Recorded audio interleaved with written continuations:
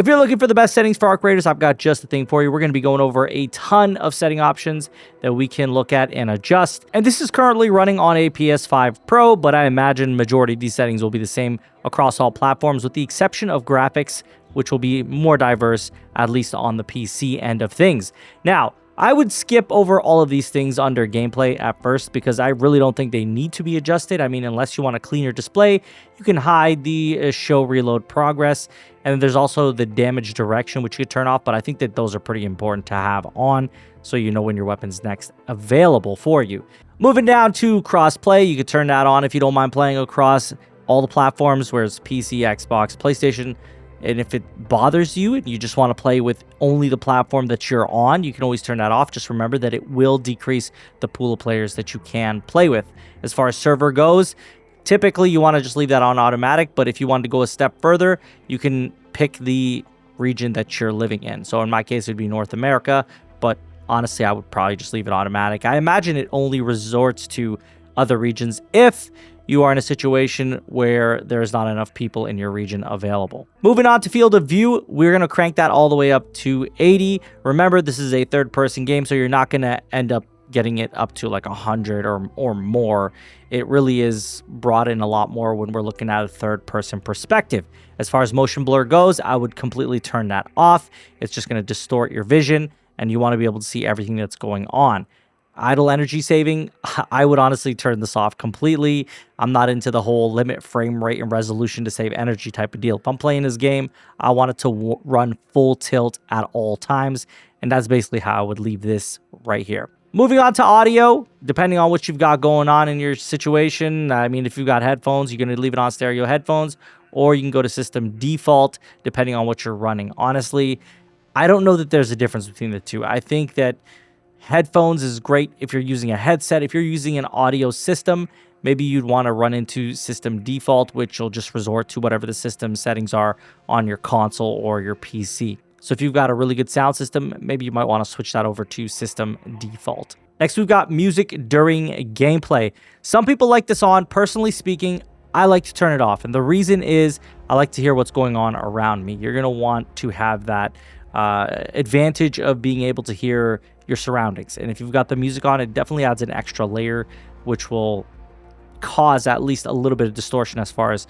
your perception of what's going on around you at all times. For Raider voice, I just keep that off for now. I mean, if you want to experiment with that, you can. You can even change the type of voice that it has and who it's heard by, but personally, I just leave that off. Moving on to accessibility, I would move down all the way to crosshairs, and I would turn on the crosshair center dot. I find it adds a little bit more visibility to what's going on screen. If you wanted to, you could even change the shape of the crosshairs, but personally speaking, I don't mind it just being the standard crosshair with a center dot.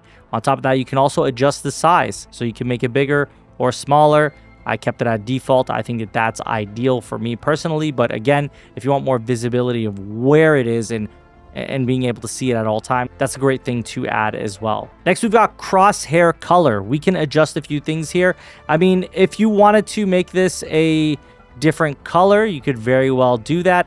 And the benefit of doing this is it would allow you to see the crosshairs a little better. So some people like to go for a blue, or they like to go for a pink color or a green color, as it would make it a lot more evident that it is there. So what you could do is you could crank up the red, and you could crank up the blue and drop the green, and you'll have a pink color there for you, which will make it a lot easier to see your crosshairs.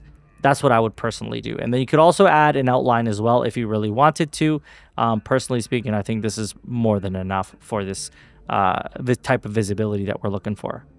Moving on to wireless controller, this is where we're going to optimize our controls. So starting off with aim assist, you want aim assist on. It's going to help you aim a lot better. So that's definitely a non-negotiable as far as a controller type of setting goes. If you play mouse and keyboard, then that's a whole other ball game, but we're talking about controller in this video. So we're gonna have aim assist on, and then we're gonna go down to horizontal sensitivity and vertical sensitivity. And I recommend that we turn that up to about a 110, and I would go up to a 90 on the vertical sensitivity. And the reason is it's going to allow you to pan around and move around a lot quicker. Then we've got look response curve. By default, it's on exponential, but I actually prefer linear. And the reason is for linear, it's more consistent. It's 1-to-1. It's predictable. Whereas exponential, it's dependent on how far you push it. And it has a little bit of a slower start when you start to turn. Whereas linear is the same speed at all times when you are turning. So I think linear is better, especially if you are trying to fine tune and know exactly what's going to happen every single time. Then we've got dead zones, which I personally don't mess around with dead zones unless you really know what you're looking for. I actually would just leave them as default. And those are my recommended settings for arc raiders on consoles and even on PC in some cases, depending on your rig. Naturally, with PC, you're going to have a lot more options under graphics, but the controller settings should more or less be the same. Let me know what settings worked for you personally on arc raiders. If you found this video helpful at all, if even one of these settings was helpful to you, please consider hitting that like button, subscribe, and share the video to help grow our community. I thank you all for watching. Take care.